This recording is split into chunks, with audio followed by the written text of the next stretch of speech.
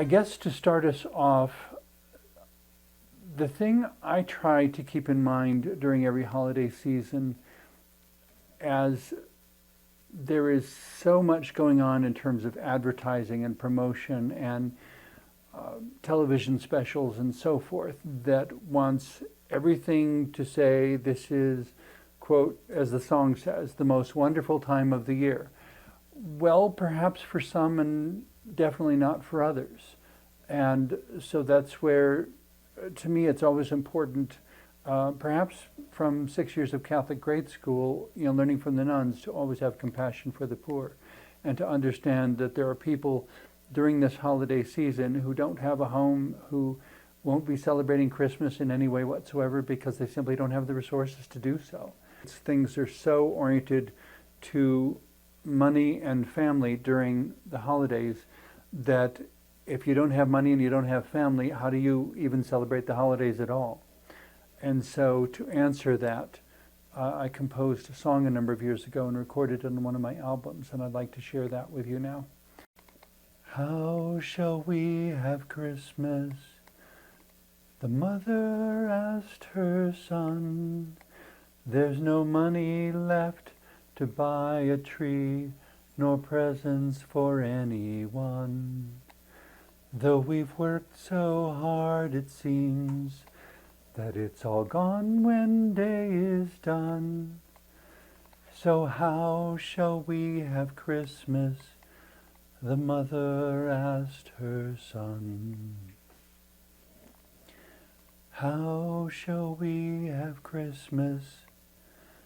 The question seems so odd.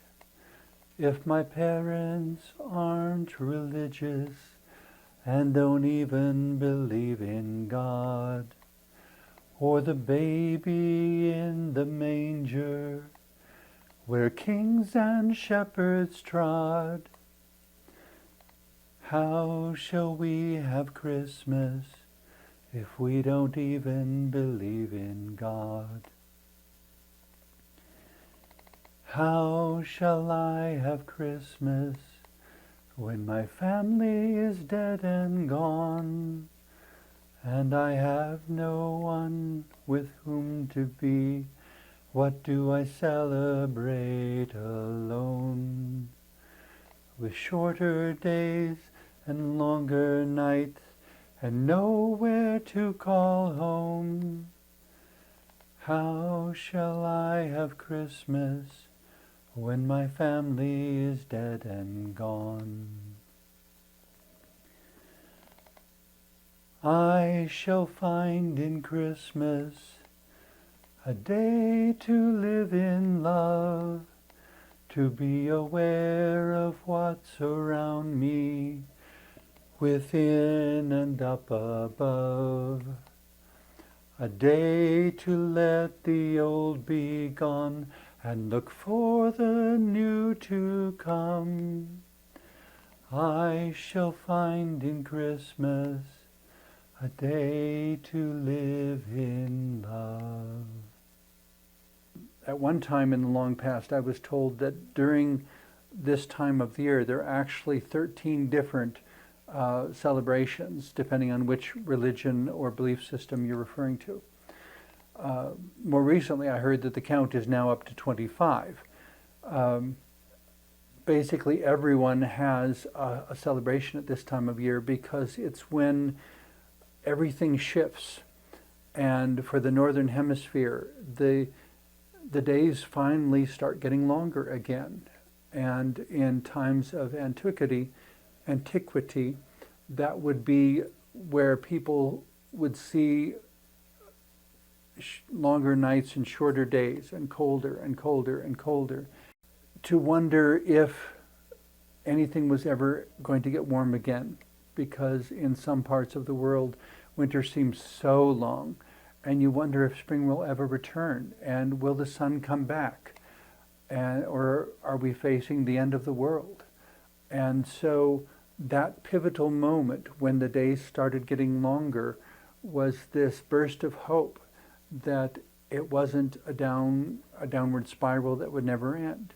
More and more I focus on I guess what you would call the winter solstice. But of course, in Australia, the winter solstice would be what our summer solstice would be. And so if we're looking at creating global community within humanity, there has to be some recognition of how we're always at opposite ends of this turning and this shifting. And as my neo-pagan friends say, the turning of the wheel, the turning of the year. And so there's some hope coming back into this, that even if we don't have the religion, the family, or the money, that somehow this can still be the turning of the year, sometime where we say, good things will come again, and the cold won't last forever. An endless winter would be problematic. An endless season of difficulty would be problematic. And yet I try to remind myself in those times where there isn't enough money and there isn't any resource, and I wonder if anything I do matters, or if something were to happen to me, how long would it be before anybody found me? Because for all essential purposes, except for my dogs, I have no family. And at the moment, I have no home. And so I'm trying to make the best use I can of whatever resources become available to me. But it is a daily struggle to convince myself that all the ways that I'm ignored and neglected and so forth, that somehow it is important, it is essential to keep going, because I get emails and letters from people occasionally who tell me how what I share through these shows means so much to them, and that something about knowing just that I'm here is an inspiration. And I feel like a fairly ordinary person. Perhaps I'm not, but I don't think of myself as all that special, I guess. But there's something about me living my life openly where everybody can see it that seems to somehow be instructive or inspirational to others. And so when I get these letters from people saying, please don't ever stop, and thank you so much for creating this, and thank you so much for presenting or discussing this or that topic, and I kind of shrug and say, well, thank you, and I guess I should keep going. But there have been a lot of times where I commented to friends that I think the reason I wound up being Sister Who is because the world wouldn't let me be anything else. But it keeps me alive, and as long as I'm alive, doing these shows is not so much about all my difficulties. In a sense, I want to be honest about those. I don't want to lie, but that's not the measure of who I am. And that's where I sometimes try to remind people that we don't want to be only a reflection of what's done to us. We want to show the world what kind of people we are. Am I just a reflection of every bad thing, every injustice that anyone's ever done to me, every time they rejected me, closed the door in my face, refused to have anything to do with me? I had guests, very intelligent people, who said they didn't want to be on my show because they were afraid it might reflect badly on them. I guess because I'm different, sometimes controversial. I don't think controversy is anything to be afraid of, as long as one is willing to discuss it and have a dialogue about it, because there's always something to learn. And in the Word, Christmas started with Christianity, but of course everyone decided a long time ago that Jesus was actually probably born in the summer. But the holiday was moved by some early church leadership to where it is because it's close to the winter solstice, but they wanted to pick a specific date. Christmas is such a convergence of so many different traditions that I don't think it's really legitimate to say who owns it. We don't need to be a reflection of somebody else's beliefs or religiosity or ecclesiastical decisions or whatever. We can take any holiday that the calendar gives us and celebrate it in our own way with our own decorations, put whatever is meaningful to us on that tree, and take this turning of the year, this auspicious pivot point in the year's time between dark and light. But it seems not a big stretch to say that this is a time for pausing, for familial love and remembering and giving to those in need, remembering to show the world what kind of people we are and not just be the effect of somebody else's selfishness or greed or whatever, or advertising campaign, but to find a meaning and a purpose in the turning of the year, in this time of pausing to remember, who am I? And if I had a bare tree in front of me and somebody said, decorate it to represent yourself, what would you put on it? How do you illustrate your values? How do you illustrate the fantastic moments of your life? Would you have ornaments that all have photographs in them? Or any number of auspicious moments in your life, times that made you stop and go, wow. So many things are moving so fast.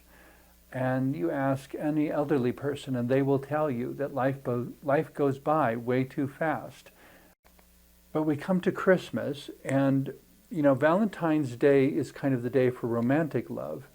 But Christmas seems to be, that turning of the year, that communal hope for spring to return, for the days to start getting longer again, for the nights to stop growing and the cold to stop increasing and start this journey back toward the warmth and rebirth and renewal of spring.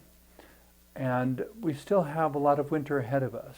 It's true, but somehow as the days keep getting longer, it doesn't feel like we're going down. It doesn't feel like we're being defeated. It feels like there's a struggle, we will deal with the struggle, and we will get past the struggle. In Christmas time, everybody gets to experience the holidays however they experience them. And just because somebody has one experience doesn't mean yours is the same or ever will be the same. The opportunity, invitation in every Christmas is to take that season, to take that bare tree and decorate it in a way that expresses yourself, in a way that expresses what you value, in a way that expresses what you value within your community. You could just as well have a Christmas tree that's decorated with the photos of everyone you love. All of your pets, living and deceased, all of your family members and relatives, living and deceased. And if you're estranged from your family like I am, then all of the symbols and meanings that are important to you, how important it is to love, to seek peace, to find a happiness that is not at someone else's expense, to find a happiness that is not based on denial, to, maybe what you have on your Christmas tree or what you could have on your Christmas tree would be pictures of major pivotal accomplishments in human history, a picture of a civil rights march, a picture of the people dancing on top of the Berlin Wall when the division between East and West Germany was removed and it became one unified country again. Any sort of moment that gave people hope, that reminded us that cynicism and pessimism and skepticism are not the only ways to address the adversarial circumstances of life. And a big part of what needs to happen within the holiday, whether you do it as Christmas or Hanukkah or Kwanzaa or some other holiday, is remembering the values that keep us going.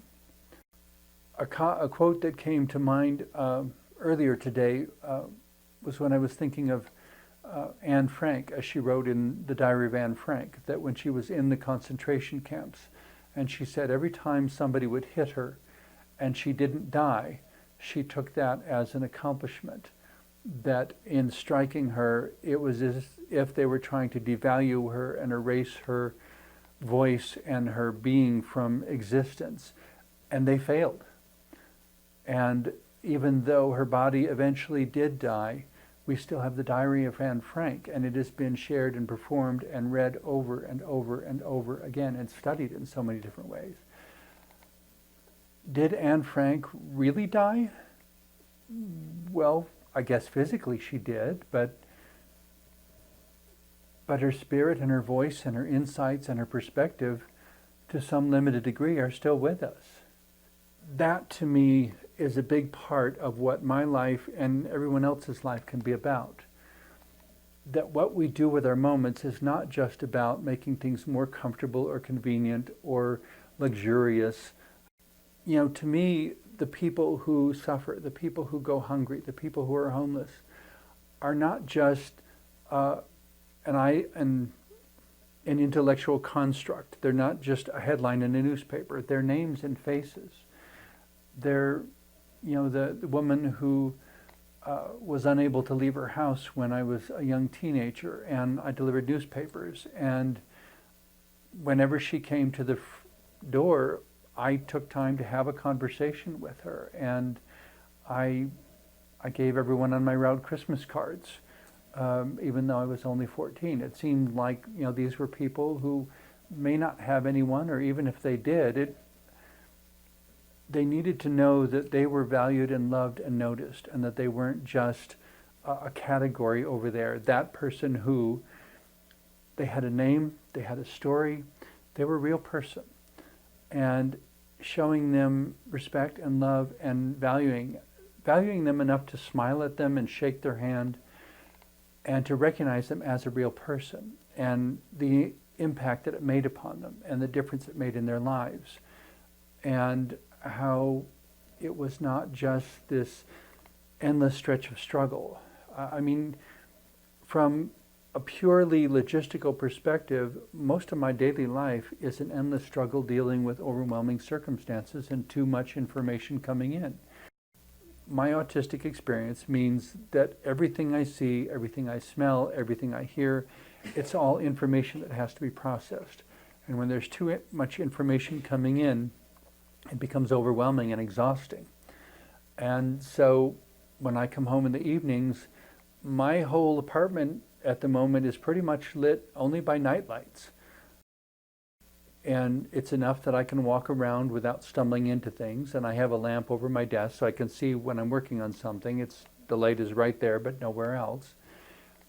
But by having the lower light level, it's less information for my brain to process, and it's not as exhausting being in a subdued lighting, being in subdued lighting in a dimly lit apartment. For me, there's something peaceful about it because I don't have to work as hard. There are so many different ways that each of us experience life, and what I'm always arguing for, I guess, in every opportunity I get, is first of all to be inclusive of everyone, that it's a person with a name and a story. And if you don't know their story, you probably won't understand the words they use or why they respond the way they do. It's a little bit sad to me when somebody is unwilling to share their story, because it's like I'm being shut out of their life. And I would love to be part of their life. I would love to be an encourager to them. I would love to be a support to them. I would love to be, in some sense, family to them. But that's a very different way of thinking than what most of society is currently practicing. You know, that everything is so corporate mandated and profit driven, and it's like we're losing our humanity. And in the celebration of Christmas, it's above all else, to me, it's a time to reclaim your own individual unique humanity.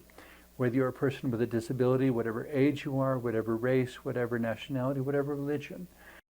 We live within a time of economic obsession, and unfortunately this bleeds into Christmas as well. And I think in many ways that robs us of the true treasure that Christmas can bring. That Christmas is not just about Christians, and it's not just about commercialism. That takes time for remembering what's important, remembering one's own values, and taking a hard look at whether the way I am living life is truly in sync with my own values. And if it's not, what can I do to move it there? And if I value people, have I told them? Have I done anything that demonstrates what I that demonstrates who I love and how I love and that I love. The turning of the year is about remembering the communal love that was so essential during prehistoric times, where people had to huddle together, come together, work together in order to survive the winters, in order to be warm enough and to be fed enough and nurtured in every other way enough that winter didn't become a time for going crazy because of being locked in solitary confinement. But the more adversarial the climate becomes, the more the best resource we have is each other. And the more we neglect that resource, the more Christmas becomes an empty, hollow point on the calendar that has no more substance than the numbers in the accounting books. Love is not just about giving, but love is about utilizing what you have received and using it in a way that keeps the cycle going, that it becomes what's called a symbiotic relationship, symbiosis, where each thing produces something the other needs that the other cannot produce for itself. The most basic, obvious example, I suppose, is that plants exhale oxygen and people exhale carbon dioxide. Well, the plants need the carbon dioxide, but they can't produce it. And people need the oxygen, but we can't produce it. It comes from the plants and the trees, and that's where our atmosphere comes from. Those sorts of relationships also exist within communities. That as a community renews itself by nurturing its individuals, no matter how eccentric they may be, what does anyone have that they didn't receive? And someone will say, well, I worked my way up and I earned this. And yeah, you invested something, but somewhere along the line, someone gave you the instruction, someone gave you the materials. There really is no such thing as a self-made person, because it's all dependent upon somebody else's contribution, somebody else's willingness to do a job or provide a material, or when you apply for a job, picking you over all the other people who applied. But at the same time, it's not about competition. It's about recognizing that there is an individuality to the experience of life, but it's also about trying to make sure that every individual has whatever he or she needs to make things work in their life. And that as we take care of each other, we find that everyone else is also taking care of us. And goodness, life is so interconnected. There's so many different thoughts racing through my head with each different thing I say. But going back to this notion of the turning of the year, the winter solstice, Christmas, Hanukkah, all these different things refer to Kwanzaa, refers to communities coming together during challenging experiences and challenging times of the year. And by working together, making it something beautiful, something wonderful, something inspiring and empowering. That the last person you expected to be a significant contributor to your life suddenly is. And the last person you expected to send you a Christmas card suddenly did. And in that gesture of kindness and love, to see if one can show what kind of person you are and respond in love also, which I suppose brings up the problematic fact or realization, I guess, that there are people in the world who are not loving, who are broken and lost and wounded and hurt and sad and selfish people.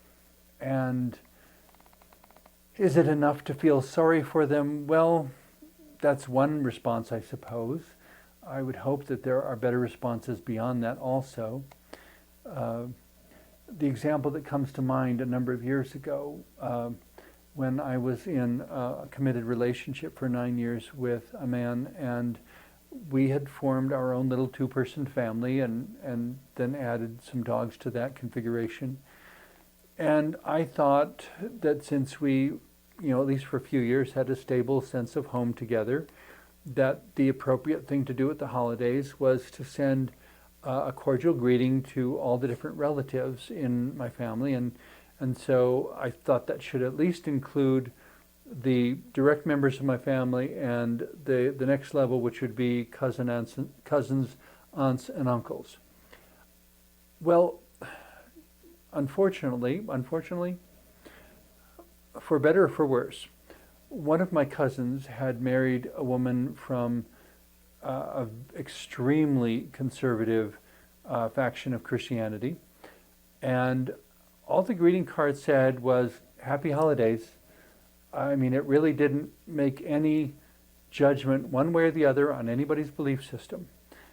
And I was totally floored that I received this greeting card back 2 weeks later, unopened, with angry Bible verses written over every square inch of white space on the outside of the envelope. And I had to wonder I can understand, and I didn't try to persuade them of anything, that being from an extremely conservative Christian perspective, or so-called Christian perspective, I guess, that they would not approve of the existence of gay and lesbian people. They have a right to their opinion, but gay and lesbian people are not going to cease to exist simply because somebody doesn't approve of them, any more than any other group is going to cease to exist simply because someone doesn't approve. The world is filled with so many diverse people, with so many diverse experiences, and so many diverse opinions and perspectives and religious beliefs. Not approving of them doesn't make them cease to exist.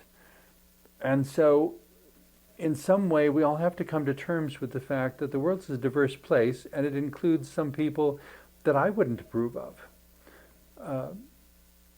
And I need to find a way to love that person in spite of whatever hatred or brokenness or narrow-mindedness they might possess.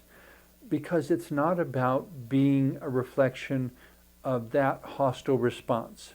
It's not about being the embodiment of all those angry Bible verses and oh my God, how could she do that, and how outrageous, and whatever. It was about being the one who extended love. And if she didn't want to respond in love, well, then I guess she told me what kind of person she was. But I didn't have to be a reflection of her. I needed to be an expression of who I am, and what life means to me, and what is important to me, and how I believe in loving your enemies. And someone asked me once whether I was still a Christian because of the way I describe myself as an eclectic mystic, that my beliefs now include elements of neo-paganism and Christianity and New Ageism and a whole lot of other things as well, Buddhism, Hinduism. It's just kind of all in there somehow, because as an eclectic mystic, I conceive of the divine as the embodiment of highest wisdom and greatest love. And beyond that, I think God is beyond human comprehension. And so we're all learning and growing. And I'm not here to persuade anybody of my beliefs, and I'm not interested in being persuaded to anyone else's beliefs. But I do consider myself a Christian yet, in the sense of one who aspires to be genuinely Christ-like. And goodness knows there are times when I totally lose it, or some frustration comes up and I just snap and I'm not behaving like the person that I want to be, like the person that I believe more often I am.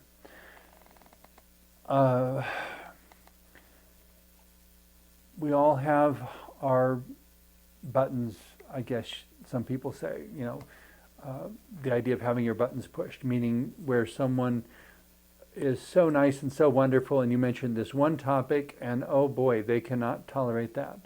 I met a wonderful couple once who were so complimentary until they found that I didn't embrace the so-called law of attraction, because the way it's presented I find to be very skewed, and and not something that I could support. Within virtually every belief system humanity's ever created, there is some basic sense of sowing and reaping, of garbage in, garbage out, of what you give is what you get. But even when you don't get back what would be appropriate to what you have given, I mean, people have told me that if you are nice to everybody, everybody will be nice to you. And I know from experience that is not true. And there are a lot of people I've helped over the years who, when I needed help, weren't there and weren't available. And if it wasn't convenient for them, they couldn't be bothered to help me. And I had to remind myself in those moments that it wasn't about what I gave them. It's like a Christmas present. It's a gift. It's not a loan. I didn't give it to you because I want to get something back. But if I give you something every single year and you never give me anything, that's going to teach me about the kind of relationship I can expect with you. And I will have to decide whether I have the strength to always, always, always be the giver, or whether what I really need is a symbiotic relationship. But the difference between a symbiotic relationship and this notion of keeping score or of keeping track. I gave you something, so now you have to give me something. No. I breathe, I exhale carbon dioxide freely. I trust it's enough for the houseplants that I keep within my apartment, but I really am not keeping track of whether I need to go exhale on them more, or, it seems to be that there's enough carbon dioxide and oxygen around that they're doing fine and I'm doing fine. I don't keep score. I give freely. When it comes to Christmas time, I want to give freely also. When someone says, you didn't give me a gift, I sometimes say, well, I haven't heard from you enough this year to even know what you need, or to know what would make you happy, or to know what your interests are. If we're going to be part of each other's life, and we get to Christmas time, and I know that you are totally fascinated with quilts and quilting, then I'm going to be looking for things that have to do with quilts and quilting, because I know that's what you like, because we've talked enough and we've interacted enough for me to know that. If we haven't done the living the other 364 days out of the year, if we haven't shared that living, I don't know that we owe each other a present. And if I haven't been there for my house plants, watering them and cleaning away dead leaves and keeping the bugs away and so forth throughout the whole year, then I don't know that there's really any connection between us. I mean, and they may wind up dying from neglect, or I may wind up not receiving the mental and emotional benefits that I get by taking care of my houseplants and noticing when they're thriving and feeling good about that. And noticing when they need something from me, when they're starting to wilt because, oops, I forgot to water, and I drop what I'm doing and I go get some water for them. Because there is a sense in which our lives are very interconnected.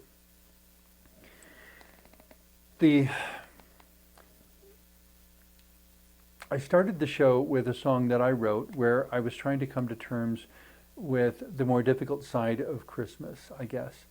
And so one of my favorite Christmas Christmas songs, was the one that Dolly Parton recorded, entitled Hard Candy Christmas. And where it was a similar sort of thing of wrestling with the difficulties of life and how there's just no certainty and it's struggle. And in spite of all that, I'm going to show the world what kind of person I am. And I'm going to march forward into the adversity and I'm going to make something good of it. Because that's my decision, that's my chosen response. I'm not going to be just a reaction to everything that didn't go right this past year, I'm going to be the response of deciding what I want to see in the next year. And I'm going to respond by expressing the love that perhaps I wish I'd received from everyone else, but whether I receive from everyone else or not, I'm going to go on expressing love because I want to be a person who is known for expressing love. I want to be a person who is known for love. It's that it reminds me of that wonderful song written by a minister named Fred Small. I believe it's entitled "Everything Possible," and it comes down to the chorus, or to the end of the chorus, where it says, or the chorus says, "You can be anybody you want to be. You can love whomever you will. You can travel every country where your heart leads, and know that I will love you still. You can live by yourself. You can gather friends around. You can choose one special one. But the only measure of your words and deeds is the love you leave behind when you're done."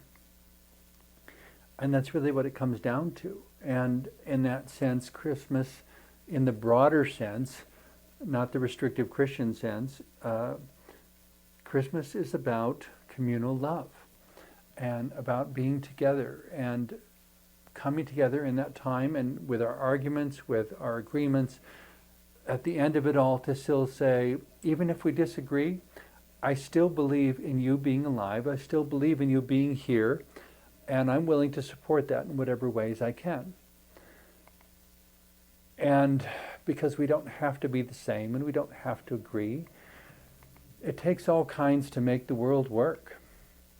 And that's kind of what we come back to. But expressing who and what we are, one of my favorite Christmas carols, and I even decided to research it a bit, and I found it so amazing when I found out the real story.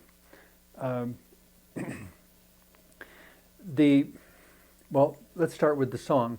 It's called "Good King Wenceslas." Good King Wenceslas looked out on the feast of Stephen, where the snow lay round about, deep and crisp and even.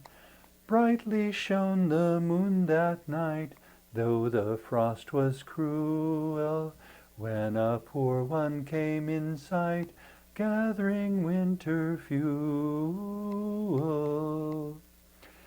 Hither, page, and stand by me, if thou know'st it telling, yonder peasant who it be, where and what the dwelling. Sire, it is a good league hence, underneath the mountain, right against the forest fence, by St. Agnes' fountain. Bring me bread and bring me wine, bring me pine logs hither, thou and I will see them dine, when we bear them thither. Page and monarch, forth they went together, through the rude wind's wild lament, and the bitter weather. Sire, the night is darker now, and the wind grows stronger. Fails my heart, I know not how, I can go no longer. Mark my footsteps, my good page, tread thou in them boldly. Thou shalt find the winter's rage freeze thy blood less coldly. In master's steps the page then trod, where the snow lay dinted. Heat was in the very sod that the saint had printed. Therefore every one be sure, wealth or rank possessing, ye who now would bless the poor, shall yourselves find blessing.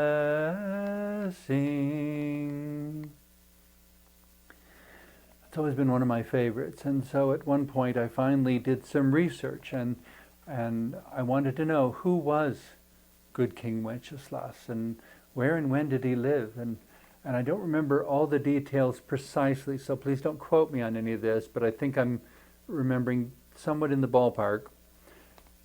I think it was in an area of Europe where the Czech Republic is now, or somewhere close to there, and it was somewhere, I believe, in the early Middle Ages, and Wenceslas was indeed a king, but he was only a king for 2 years. He became king when he was only 20 years old, a very young man, and he died 2 years later when he was only 22 because his brother killed him in order to steal the throne. And so, which to me, I protest. I said, no, this is wrong. How on earth could this be? That someone so good and so loving and so kind and so concerned for the poor didn't somebody protect him or believe in him or something? And I guess I would say, if the proof is in the pudding, I don't remember his brother's name. But 800 years later, we're still singing about Wenceslas. And so who really won? It was a short but wonderful life for him, but a life that is still remembered because of the kindness and the love that he demonstrated. It is unlikely, perhaps, that there ever was a historical event exactly as described in the song, but there was enough benevolence and kindness and love and goodness to Wenceslas that somebody would compose a song like that in memory of him, that some 800 years later or whatever it is, we're still singing the name Wenceslas, even though nobody remembers who the brother was who killed him in order to become king. And I have to scratch my head sometimes, even at Christmas time, as I wonder. We talk about God's love and and Christmas being peace on earth, goodwill to men, and I think we're still trying to accomplish that. But the love of God is, I think, at least beyond human comprehension. On one hand, I will argue for its existence, but on the other hand, I will argue that we don't really understand it, because the love of God, I think, must depend upon the perspective of God. That only by looking at the whole scope of time and understanding the life that King Wenceslas got to live to only 22, that it was so characterized by love that we would be remembering him and singing his songs hundreds of years later, and to allow it to be that way, because if God had rewarded Wenceslas with protection and long life and all kinds of other things that we would deem absolutely appropriate to one who was so exemplary, then he wouldn't have been killed, and would we still even have the song, or would we just say that, oh, he was a good king and that was it? By allowing this tragic circumstance, it moved him into a different category, so that he is an inspiration and a song so many hundreds of years later.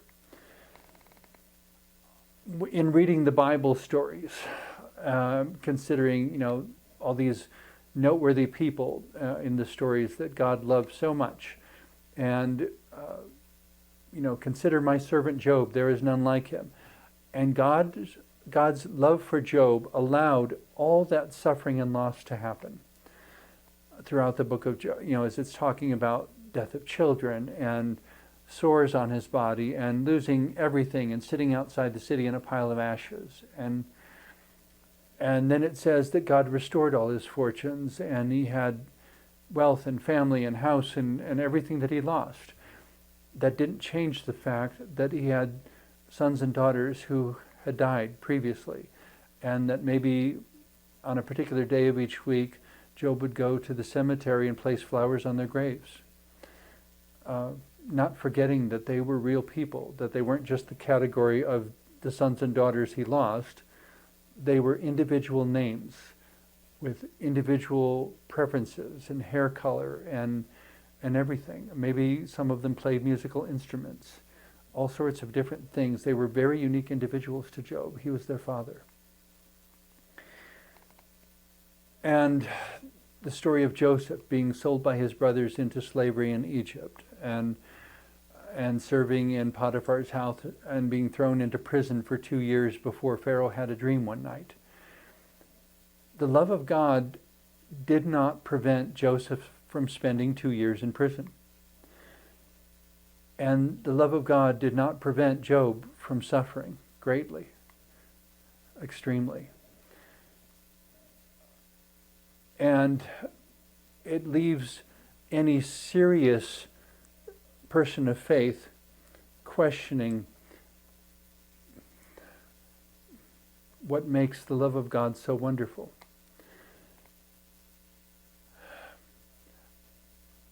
I think as an eclectic mystic, though, I think it's more important that we wrestle with the questions than that we insist upon dogmatic answers, or that we come up with easy answers that will allow us to put closure on the story and close the book, and that's resolved. We don't have to think about it. No, in some ways, the love of God allowing for those sorts of struggles and suffering is exactly what we need to remember throughout our lives. And Christmas and the turning of the year coming during the coldest and darkest time of the year is what we need to remember all the rest of the year. That this heightened awareness that is easy to forget when you're running through a field in the middle of summer, or busy planting the garden in spring, or raking the leaves in fall, that this coldness and darkness and this remembrance and this focus and this looking hard in the mirror and saying, who am I? And if I don't learn something from this darkness and coldness, am I going to be a totally ungrateful wretch the rest of the year? Do I take things for granted? Do I not appreciate that what I am enjoying costs somebody something? Part of the face paint of the ritual garb of being Sister Who that I continue to employ are the pink triangles on each cheek. And the simple understanding, I guess, is that the pink triangle came from the Nazi concentration camps of World War II, in which gay men were identified by a pink triangle before they were exterminated, before they were killed for nothing more than being gay. But I keep that as part of my ritual garb. I keep those, and every time I make an appearance as Sister Who, it takes 3 hours of preparation to put all this on, and I put the pink triangles on my cheeks, and I remember the men who died for loving other men, for being who they were and not lying about it, for living in integrity, for living in genuine love, but a love that even yet the world doesn't completely understand. And I think if we ever forget that men have died to create the recognition of the pink triangle, that someone's sacrifice was required, at that point, being gay or being able to be out, being able to walk down the street and hold hands with someone you love who is of the same gender, if we forget the price that has been paid, it will become a glib and meaningless thing, and it won't be respected for the accomplishment that it is. So we need to remember in coming to Christmas that loving each other is because of the price that was paid for us to be who we are, where we are, to have gotten as far as we do, to have hope in the middle of winter because of the people who believe in us enough to keep us going. some people who have died so that we could have the freedom and the resources that we do. And not to take that lightly, and not to dismiss it, and not to think that it's no big deal.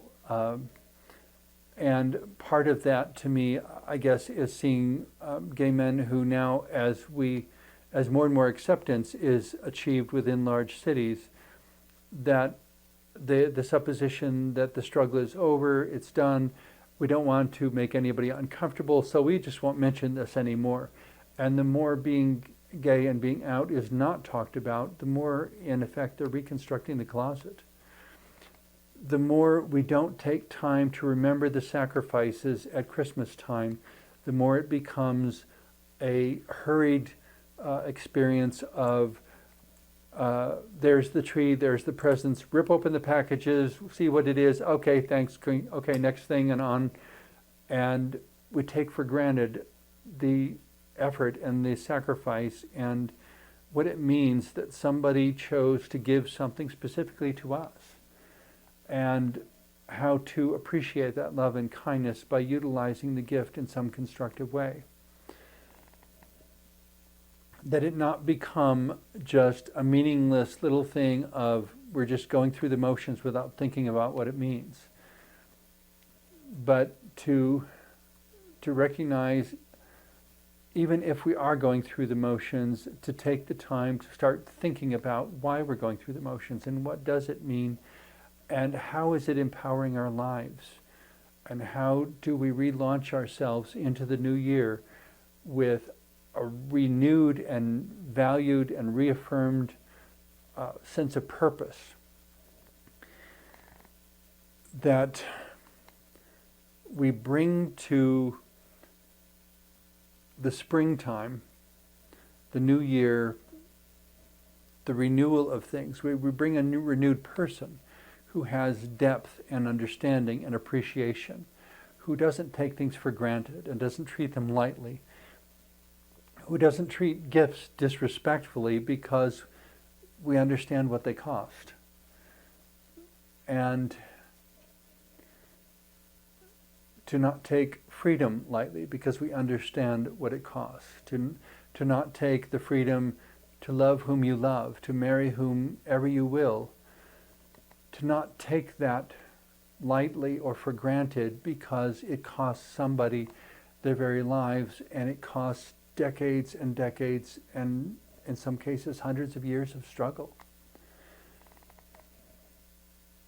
Even the ability to come into a church with one you love who may be of the same gender, and to be able to kneel down and pray with the person you love, to weave your prayers together, to stand before a congregation and a minister and profess your vows publicly, and for better, for worse, for richer, for poorer, in sickness and in health.